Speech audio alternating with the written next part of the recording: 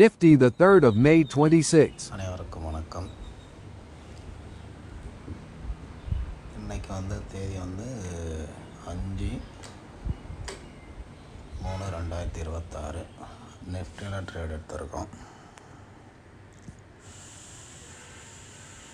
நம்ம ஆல்ரெடி ஒரு வீடியோ போட்டிருந்தோம். அந்த வீடியோவில் பார்த்திங்கன்னா அது ஃபஸ்ட் டைம் எடுத்தது, இது செகண்ட் டைம் ஒன்று எடுத்தது.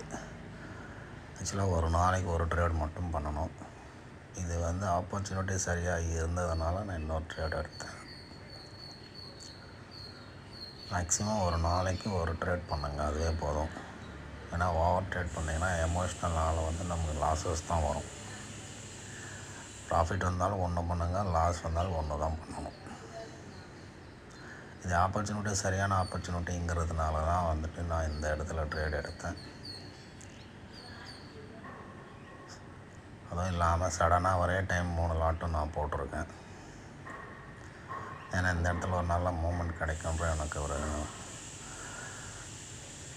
இது இருக்குது. அதாவது பார்த்திங்கன்னா அதனுடைய சார்ட்னுடைய பேட்டர்ன் பிரகாரம் இங்கே கண்டிப்பாக அது மூமெண்ட் கொடுத்தே தீரணும்.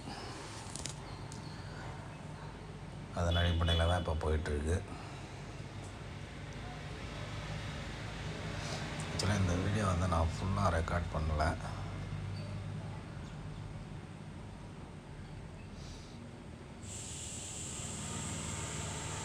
இப்போ 260 அந்த ரேஞ்சில் தான் போயிட்டுருக்கு.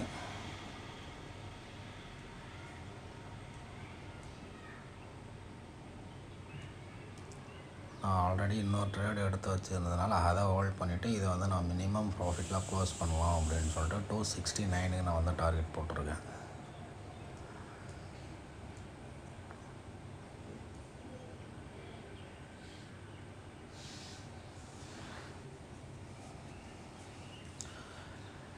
இப்போதைக்கு 261, 62, 63, 65, 67 அந்த ரேஞ்சில் போயிட்டுருக்கு.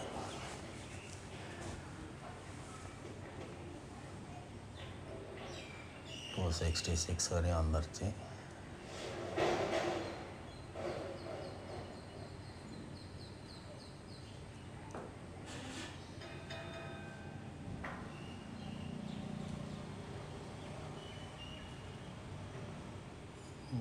ஓகே, 264.